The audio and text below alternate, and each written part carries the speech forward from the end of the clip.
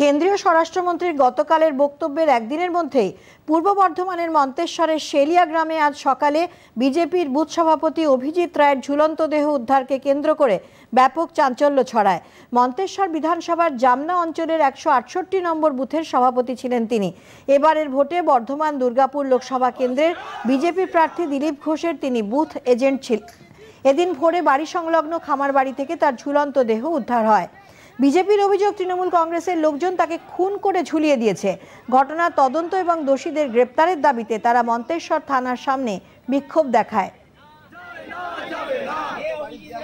মমতা ব্যানার্জি তৃণমূল সরকারের একটা অধিকার দাঁড়িয়ে গেছে যে অন্য কোনো বিরোধী দল করতে দেব না, এবং বিজেপিকে এত ভয়, কারণ বিজেপি হচ্ছে একমাত্র বিরোধী দল পশ্চিমবঙ্গে যারা মানুষের ন্যায় বিচারের জন্য, ন্যায় অধিকারের জন্য লড়াইটা করে যাচ্ছে।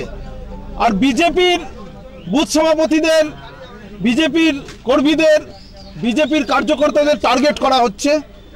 আমরা দেখেছি যে 200-র ওপর বিজেপি কর্মীকে খুন করা হয়েছিল, আর একটা তার সঙ্গে সংযোজন হলো। আমাদের বর্ধমান পুলিশের কাছে অনুরোধ, মন্তেশ্বর থানার কাছে অনুরোধ যে আপনারা দলদাস হয়ে কাজ করবেন না, সঠিক ব্যক্তিকে ধরুন। এটা কোনোভাবে আমাদের মনে হয় যে এত হাসি খুশি একটা ছেলে সে আত্মহত্যা করতে পারে না। কি হয়েছে তদন্ত হোক, তদন্ত করে এর বিচার হোক, খুনিরা শাস্তি পাক। তবে তৃণমূল কংগ্রেসের জেলা সভাপতি রবীন্দ্রনাথ চট্টোপাধ্যায় এই অভিযোগ অস্বীকার করেছেন। এটা কি সম্ভব? নির্বাচন তো হয়ে গেছে, মানুষ তার ভোটাধিকার প্রয়োগ করেছে, এবং সবাই বুঝতে পারছি যে মন্তেশ্বর থেকে তৃণমূল কংগ্রেস একটা খুব ভালো ফল করবে। এই অবস্থায় কোনো বুথ সভাপতিকে মেরে টাঙিয়ে ঝুলিয়ে দেওয়া নিঃশব্দে, কেউ জানতে পারলো না, এটা তো সহজসাধ্য ব্যাপার নয়। আসলে বিজেপি তো পশ্চিমবাংলার রাজনীতি করতে এসে লাশ খুঁজেই বেড়ায়।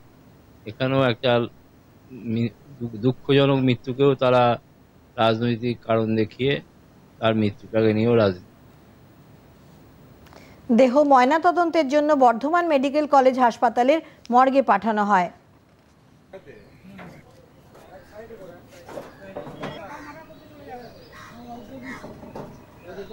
দূরে জল, আমরা হিন্দু ব্রাহ্মণ, দূরে জল দিতে গেছে, দিয়ে দেখছি আমার ছেলের ছোলা দেহ। এটাই কি ওই আমার বাড়ির যে গলির মধ্যে একটা সমরুদ্র বলে একজন আছে, তারই বাড়ির পেছনে সামান্য এইটুকু একটু জায়গা, ওই জায়গার মধ্যে গলায় দড়ি দিয়ে ওই বিজেপির যে ইয়ে ছিল, ওইটা দিয়ে গলায় দড়ি।